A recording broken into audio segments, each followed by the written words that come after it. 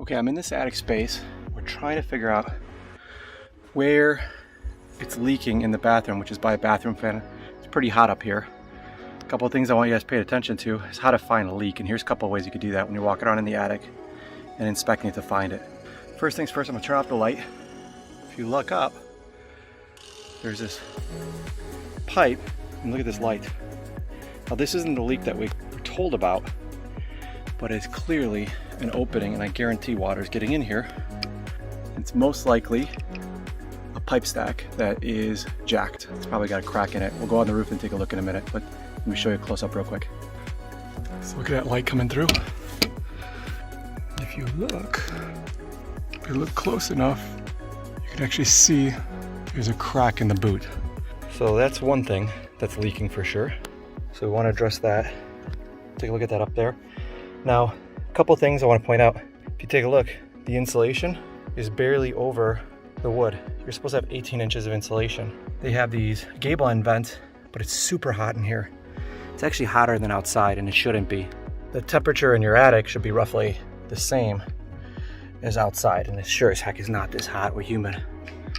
Now, take a look a little bit further. So if you take a look, they have this pipe going from one of the bathrooms into here. Now this is not the proper way to vent it, because this is intended to be an exhaust for your roof, for your attic space, not so much for your actual exhaust from the bathroom. So what I would recommend is always putting in a new tube that goes directly out to a blown vent that goes on top of your roof. Let's keep going further. Other things to note: displaced insulation. You can see how it's displaced. It's not in everywhere. You're probably going to have leaks there. See right there how it's pulled up? Those are areas you're going to see a lot of time moisture issues where water coming in, but there really isn't a roof leak. And now let's go ahead and look at the culprit of the problem, why I got called out here. See where that bronze area is, the nails? So it's roughly like 3 feet up from the bottom. The best way to trace that back on top of the roof, you can see the water stains right there. When you see the water stains, you trace back, try to find something that you could associate it with the roof. So I'm gonna look for that rafter. It's gonna be to the right of rafter when I'm facing the rear of the home. And it's right by the edge of the house. So you can kind of measure about 3 to 4 feet up and right next to the rafter facing the right side on the second floor. So let's go ahead and take a look at the bathroom so I can show you where that leak is coming in. And take a look at that leak in the bathroom. Beautiful home. You can see that leak is probably actually the shingles based on the location of it, but there's a window, there's a reference point now. So reference anything for where the leak is. This helps you when you get outside, actually go on the roof. Now you can actually pay more attention to where it could be leaking from. So certain objects, use them as a point of direction where we can measure around it. So let's go ahead and put it on the roof. On the outside of the home, and we're gonna take a look at it and reference it. So back behind me right over here is where we had the leak on the second floor, and it was in the back. So if you take a look, it's not gonna be over here, it's gonna be back there. There's the gable end vent. We're gonna go right by the box vent, go down to the bottom right here, roughly 3 feet up, and we should be able to find that leak. So we're finally up on the roof. Making my observations, just a couple things that you ought to pay attention to if you're on your roof. Make sure you obviously get up there safely. Make sure you pick somebody that's a professional that has the proper insurance in place. And I'll talk about that in another video about what to look for to find a reputable contractor. But if you look behind me right here, it's a furnace stack. It's coming out, it's venting out, right? But this needs to be nailed down and sealed. A little rusty. And then here's that pipe stack. So I don't know if you remember that pipe stack we were talking about earlier that had the light coming through. So you could tell that somebody's made repairs. So my understanding is they purchased the home about a year ago. There were no obvious active leaks at the time.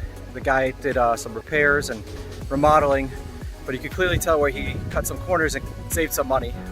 See how he has all these cracks? This is where the light was coming from. From the inside, we could see that nice perfect line.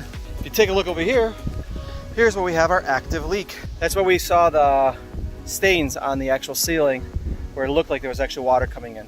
Now, I'm assuming that they never fixed the actual problem. It looks like probably a rough patch, probably a good 1, 2, 3, 4, 5, 6, 7, 8, I don't know, probably 100 square feet of shingles should get replaced here. You can see that they've tried remedying the situation in the past and they sealed these down, so there's not going to be any way for us to unseal them right now.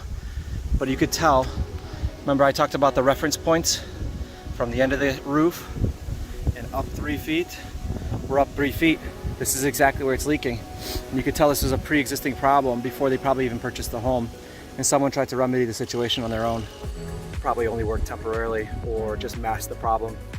They did mention that the ceiling looked like it had a piece of new drywall on the ceiling, so maybe this was an existing problem that they fixed or thought they had fixed before they sold the house. A lot of issues, a lot of things that need to get fixed, but this is how you can start figuring out what is wrong with your home. So this way you're prepared for when somebody calls you, you can say, hey, this is where I have leaks, here's what I found. And it might help you save some money, or maybe someone do it some of yourself. In this case, they tried, and I don't think they, you definitely don't want to seal where the shingles meet together, because that's going to trap the water in there. But you should put dabs of caulk, nickel-sized dabs, to seal it down, and you still want the water to travel behind the shingle, because you have to keep in mind, a roof is water shedding. It is not waterproof, especially a pitched roof.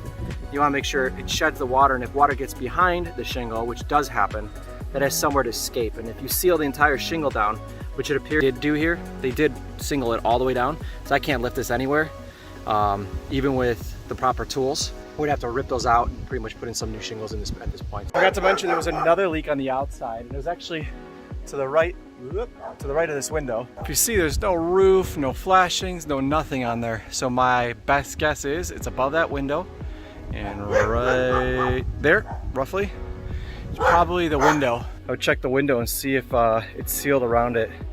I do not recommend doing what other people have done in the past, which is they cover up these weep holes. I'll show you, hold on one second.